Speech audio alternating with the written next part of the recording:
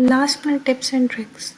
तो ये last minute tips and trick basically 2025 के CSS के लिए मैंने डिज़ाइन किए हैं। बेसिकली हमारे CSS के अंदर हर क्वेश्चन में एक एक मार्क्स भी जो है ना आप लोगों के लिए कंपटीशन इंक्रीज़ करने का बायस बन रहा होता है। तो अब उन मार्क्स को कैसे आप लोगों ने जो है ना कैच करना है, कैसे एग्जामिनर को आप लोगों ने इम्प्रेस करना है, या फिर कैसे हम लोगों ने अपने क्वेश्चन को अटेम्प्ट करना है, इसके अंदर हम उन चीज़ों के बारे में डिस्कस करेंगे। और ये बेसिकली पाकिस्तान अफेयर और करंट अफेयर के लिए बनाया गया है। इसमें सबसे पहले अगर हम लोग बात करें तो हमारे क्वेश्चन के अंदर जो है वो कुछ टर्मिनोलॉजीज इस्तेमाल होती हैं। वो पर्टिकुलर टर्म्स के ऊपर आपसे कहता है कि अपना क्वेश्चन जो है ना वो राइट करें, जैसे एनालाइज है, एक्सप्लेन है, इवेल्युएट है। अब इन टर्म्स की बेस पे आपने अपने क्वेश्चन को जो है कैसे डिबंक करना है और कैसे इसके कॉन्टेक्स्ट में आपने अपने आर्गूमेंट्स जो है ना बिल्डअप करने हैं, हम उसके ऊपर फोकस रखेंगे।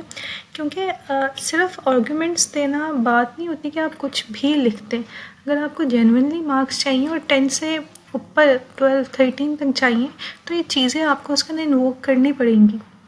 तो सबसे पहले हम लोग जो है इसमें एनालाइज के ऊपर चलते हैं। तो word particular terms in question demand.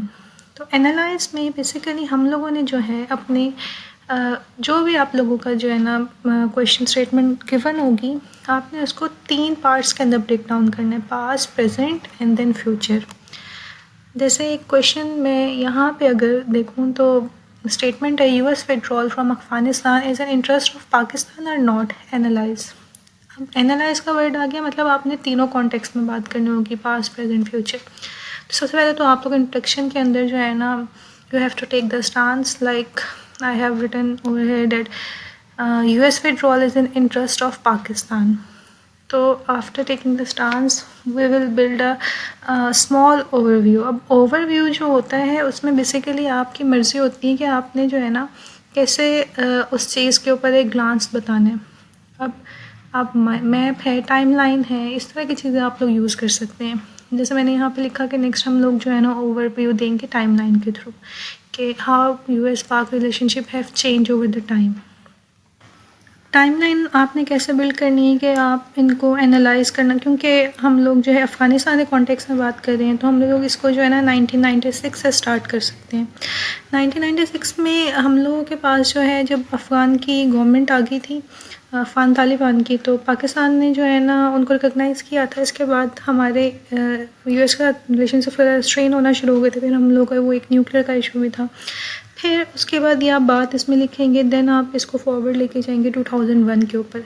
2001 में हमारे पास क्या होता है कि 9/11 का वाक़या होता है और उसके बाद जो है पाकिस्तान और अमेरिका की जो है ना फिर से वॉर एंड टेरर की वजह से जो है ना कम्युनिकेशन जो है ना बिल्ड होना शुरू होती है।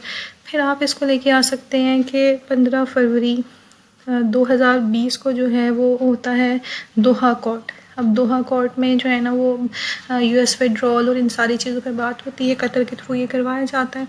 और देन आप उसको प्रेजेंट सिचुएशन के ऊपर ले आएंगे कि प्रेजेंट डे में आफ्टर US विड्रॉल जो है ना ये रिलेशनशिप जो है ना वो कैसे बिल्डअप हुआ है।